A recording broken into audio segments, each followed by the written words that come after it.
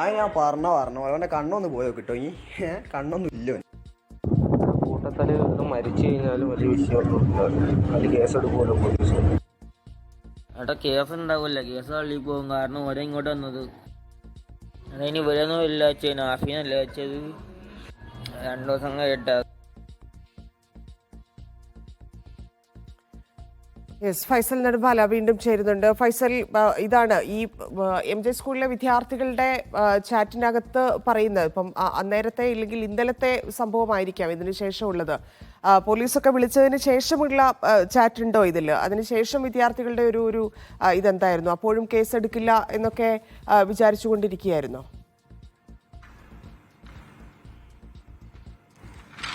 ധന്യ, ഇത് MJ സ്കൂളിലെ വിദ്യാർത്ഥികളുടെ ചാറ്റ് അല്ല, മറിച്ച് താമരശ്ശേരി ഹയർ സെക്കൻഡറി സ്കൂളിലെ വിദ്യാർത്ഥികളുടെ ചാറ്റാണ്. കാരണം MJ ഹയർ സെക്കൻഡറി സ്കൂളിലെ വിദ്യാർത്ഥിയാണ് ഇപ്പോൾ പരിക്കേറ്റ് ഇപ്പോൾ മരണത്തിന് കീഴടങ്ങിയിരിക്കുന്നത്. അതുകൊണ്ട് തന്നെ താമരശ്ശേരി സ്കൂളിലെ വിദ്യാർത്ഥികളാണ് ഈ എതിർവശത്ത് നിൽക്കുന്നത്. അല്ലെങ്കിൽ ഈ മർദ്ദിച്ചു എന്ന് പറയുന്ന സംഘത്തിലുള്ളത് താമരശ്ശേരി സ്കൂളിലെ വിദ്യാർത്ഥികളാണ്. അപ്പോൾ ഈ ഒരു ചാറ്റ് താമരശ്ശേരി സ്കൂളിലെ വിദ്യാർത്ഥികളുടേതാണ്.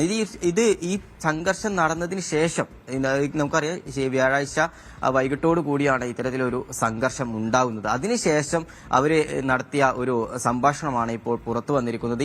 ഇന്നലെ വൈകിട്ടോടു കൂടിയാണ് കസ്റ്റഡിയിലെടുത്ത വിദ്യാർത്ഥികളെ വിട്ടയച്ചത്. അതിനുശേഷമുള്ള വിവരങ്ങളൊന്നും തന്നെ നമുക്ക് ലഭ്യമായിട്ടില്ല. വിദ്യാർത്ഥികൾക്കിടയിൽ ഇത്തരത്തിലൊരു ചർച്ച, കൂട്ടത്തിൽ ഒരാളെ അടിച്ച് സീരിയസ് ആയി ആശുപത്രിയിൽ കിടക്കുമ്പോഴും അവർ ഇത്തരത്തിലൊരു ചർച്ച നടത്തിയിരിക്കുന്നു എന്നുള്ളത് ഒരു ഗൗരവമായിട്ടുള്ള ഒരു പ്രശ്നം തന്നെയാണ്. അതിൽ പറയുന്നത് നമുക്ക് കേൾക്കുമ്പോൾ തന്നെ മനസ്സിലാകും. അവർ പറയുന്നത് കൂട്ടത്തല്ലാണ്, മരിച്ചാൽ പോലും കേസെടുക്കില്ല, അത്ര ലാഘവത്തോടെ, അല്ലെങ്കിൽ ഇതൊരു പ്രശ്നമല്ല, കൂട്ടത്തിൽ ആരെയും വേണമെങ്കിലും തല്ലാം, അല്ലെങ്കിൽ അത്തരത്തിലുള്ള ഒരു ടെൻഡൻസിയിലേക്ക് ഈ 10ാം ക്ലാസ്സിൽ പഠിക്കുന്ന വിദ്യാർത്ഥികൾ കടക്കുന്നു എന്നുള്ള ഒരു പ്രധാനപ്പെട്ട ഒരു ഗൗരവമായ ഒരു പ്രശ്നം ഇവിടെ നിലനിൽക്കുന്നുണ്ട്. ധന്യ, സമീപ ദിവസങ്ങളിൽ അല്ലെങ്കിൽ കുറച്ച് കാലങ്ങളായിട്ട് സംഭവിച്ചുകൊണ്ടിരിക്കുന്ന കാര്യമാണ്. സ്കൂളുകളിൽ അടിയുണ്ടാകും. അതെല്ലാം ഈ പറഞ്ഞ പോലെ, ഫൈസൽ പറഞ്ഞ പോലെ, ആ ജനറേഷൻ പ്രശ്നം അവിടെ പറയേണ്ടി വരുന്നതാണ്. കാരണം ഇതിനു മുൻപുണ്ടായിരുന്ന ഇല്ലെങ്കിൽ നേരത്തെ പല കാലങ്ങളിലുണ്ടായിരുന്ന പ്രശ്നങ്ങളെല്ലാം ഒരടിയിലോ ഇല്ലെങ്കിൽ ഒരു മർദ്ദനത്തിൽ തീരുന്ന കാര്യമായിരുന്നു. പക്ഷേ ഇതിപ്പോൾ കൊല്ലും എന്ന് പറഞ്ഞിട്ട് പോവുകയും അവിടെ പോയി വലിയ സംഘർഷം ഉണ്ടാക്കുകയും ചെയ്യുന്നു. മറ്റൊന്ന്, ഇന്നലെ വന്ന CCTV പരിശോധിക്കുകയാണെങ്കിൽ ഒരാൾ പോലും ഇതിൽ ഇടപെട്ടില്ല, മുതിർന്നവർ പോലും എന്നുള്ളത് ാണ്. ചുറ്റുമാളുകൾ നോക്കി നിൽക്കുന്ന ദൃശ്യങ്ങളുണ്ട്.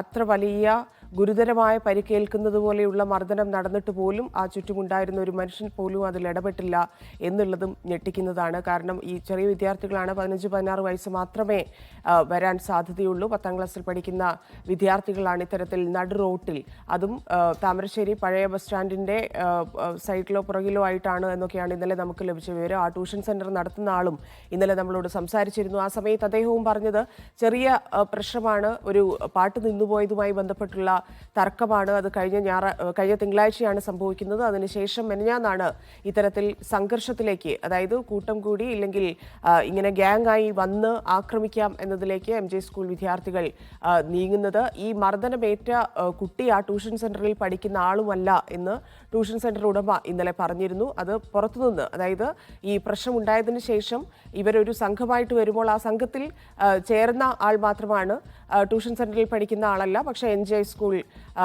വിദ്യാർത്ഥിയാണ് എന്നുള്ളതും മാത്രമാണ്. ഇവരെത്തുന്നു താമരശ്ശേരിയിൽ, ഈ താമരശ്ശേരി സ്കൂളിലെ വിദ്യാർത്ഥികളുമായി സംഘർഷമുണ്ടാകുന്നു. അങ്ങനെ ഗുരുതരമായി പരിക്കേറ്റ് ഇന്നലെ മുഴുവൻ ICUവിൽ പ്രവേശിപ്പിക്കപ്പെട്ട വിദ്യാർത്ഥിയാണ് ഇത്തരത്തിൽ ദാരുണമായി മരിച്ചിരിക്കുന്നത്.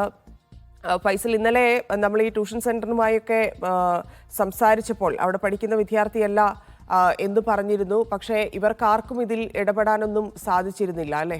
ആ സമയത്ത് ആ സംഭവം ഒന്നുകൂടെ വിശദീകരിക്കാമോ, എന്തായിരുന്നു എന്ന്?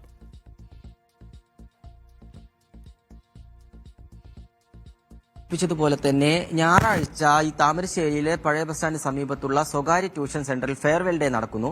ഈ ഫെയർവെൽ ഡേ നടക്കുന്ന സമയത്ത് MJ ഹയർ സെക്കൻഡറി സ്കൂൾ എലൈറ്റിൽ വട്ടൂരിലെ വിദ്യാർത്ഥികൾ കപ്പിൾ ഡാൻസ് അവതരിപ്പിക്കുന്ന സമയത്ത് ഈ ഫോൺ നിന്ന് പോകുമ്പോൾ പാട്ട് സ്വാഭാവികമായിട്ട് ഡാൻസ് നിന്ന് പോകുന്ന ആ സമയത്ത് സ്റ്റേജിന് പുറത്തുണ്ടായിരുന്ന കാണികളായിരിക്കുന്ന താമരശ്ശേരി ഗവൺമെന്റ് ഹയർ സെക്കൻഡറി സ്കൂളിലെ വിദ്യാർത്ഥികൾ ഇത് കൂകി വിളിക്കുകയാണ്. അപ്പൊ ഈ കപ്പിൾ ഡാൻസ് അവതരിപ്പിച്ചുകൊണ്ടിരുന്ന ആ കൂട്ടത്തിലുള്ള ഒരു കുട്ടി ഇത് ചോദ്യം ചെയ്യുന്നതാണ് ഈ ഒരു പ്രശ്നം പ്രശ്നത്തിന്റെ തുടക്കം എന്ന് പറയുന്നത്. അതിനുശേഷം ആ ഒരു സമയത്ത് ഈ വിദ്യാർത്ഥികൾ തമ്മിൽ നേരിയ സംഘർഷമുണ്ടായിരുന്നു. അപ്പോൾ തന്നെ ഈ പരിപാടി നിർത്തിവെച്ചുകൊണ്ട് വിദ്യാർത്ഥികളെ സ്ഥലത്ത് നിന്ന് മാറ്റുന്ന ഒരു സ്ഥിതിയായിരുന്നു ഉണ്ടായിരുന്നത്. ആ പ്രശ്നം അവിടെ തീർന്നു എന്ന് അധ്യാപകരും വിചാരിച്ചു. അത് അവിടെ തീർന്നു എന്നാണ് എല്ലാവരും കരുതിയത്. എന്നാൽ പിന്നീട് ഈ MJ ഹയർ സെക്കൻഡറി സ്കൂളിലെ വിദ്യാർത്ഥികൾ വാട്സപ്പ് ഗ്രൂപ്പ് ഉണ്ടാക്കിക്കൊണ്ട് പ്രത്യേകമായി സംഘം ചേർന്ന് ഇന്നലെ കഴിഞ്ഞ ദിവസം വൈകുന്നേരത്തോടു കൂടി താമരശ്ശേരിയിലെ ഈ സ്വകാര്യ ട്യൂഷൻ സെന്ററിലേക്ക് അടുത്ത് എത്തുകയായിരുന്നു എന്നുള്ളതാണ് ഇതിലൊരു പ്രധാനപ്പെട്ട പ്രശ്നം. അതിനുശേഷം ഈ ട്യൂഷൻ സെന്റർ അന്ന് അവധിയായിരുന്നു എന്നാണ് ഈ ട്യൂഷൻ സെന്ററിന്റെ അധികൃതർ ഇന്നലെ നമ്മോട് വ്യക്തമാക്കിയത്. അപ്പോൾ ഈ ഒരു സമയത്ത് ഈ വിദ്യാർത്ഥികൾ സംഘം ചേരുകയും ഈ വൈകുന്നേരത്തോടു കൂടി ട്യൂഷൻ സെന്ററിന് സമീപത്ത് വെച്ച് ഇവർ പരസ്പരം കലഹിക്കുകയും സംഘർഷം ഉണ്ടാകുന്ന ഒരു സാഹചര്യം ഉണ്ടായിരുന്നു. ഈ ഒരു സംഘർഷത്തിലാണ് ഈ വിദ്യാർത്ഥിക്ക് ഗുരുതരമായി പരിക്കേൽക്കുന്നത്.